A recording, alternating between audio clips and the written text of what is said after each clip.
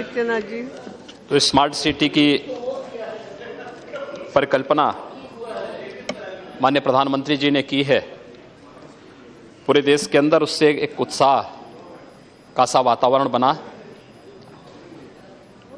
और जो नगरीय क्षेत्र अब तक बुनियादी सुविधाओं से वंचित थे, उनके अंदर एक विश्वास जगा था कि हम भी विकसित हो पाएंगे और बुनियादी सुविधाएं अपने नागरिकों को दे पाएंगे। देश के सबसे बड़े राज्य उत्तर प्रदेश का एक भी शहर अब तक स्मार्ट सिटी के लिए चयन की प्रक्रिया के लिए जो मानक तय किए गए थे और जिन 20 शहरों के लिए अब तक केंद्र सरकार ने स्मार्ट सिटी में चयन किया है, उनमें से उत्तर प्रदेश का एक भी शहर नहीं है। मैं माननीय मंत्री से जानना चाहूंगा कि जो नगरीय योजना है, जिसके अंतर्गत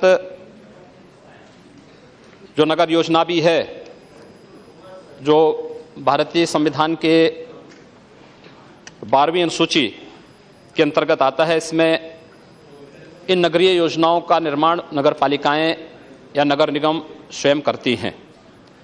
मैं जानना चाहूंगा कि जो स्मार्ट सिटी के लिए जो नई टेक्नोलॉजी की बात हो रही है, वो टेक्नोलॉजी क्या हम बाहर से ला करके या भारत सरकार उन राज्य सरकारों को या उन नगर निगमों को या नगर पालिकाओं को देगी, जिससे वे शहर अपनी जनता को उन बुनियादी सुविधाओं को प्रदान कर सकें जिसके लिए शहरी क्षेत्र में आम जन रहना चाहता है और उन नगरीय सुविधाओं का उपभोग वह कर सके। सभापति जी, मैं एक विषय स्पष्ट करना चाहता हूं। उसके पहले उनको उनका नाम नहीं लिया, फिर भी और सौगत जी ने भी कुछ कहा है, वो सीनियर है, मैं उसको मान्यता देता हूं। और योगी जी ने भी कहा है, सेंट्रल गवर्नमेंट ने कोई सिटी को सेलेक्ट किया नहीं।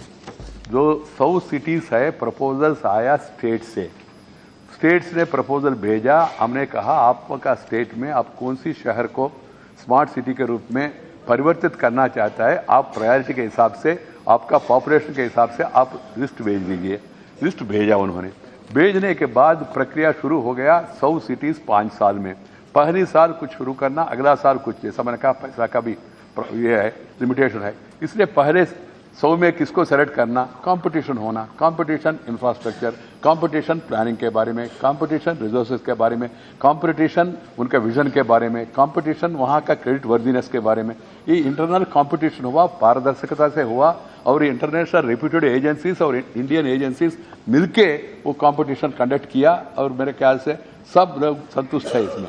इसलिए कुछ स्टेट्स उसमें फर्स्ट राउंड में नहीं आ पाया, फर्स्ट छूट गया माने, इसलिए फिर उसको देख के मैंने बंगाल सहित उत्तर प्रदेश सहित 23 स्टेट्स को इसी साल में सेकंड राउंड में अपना परफॉर्मेंस इंप्रूव करने के लिए, अपना प्लान्स बेटर करने के लिए मौका दिया।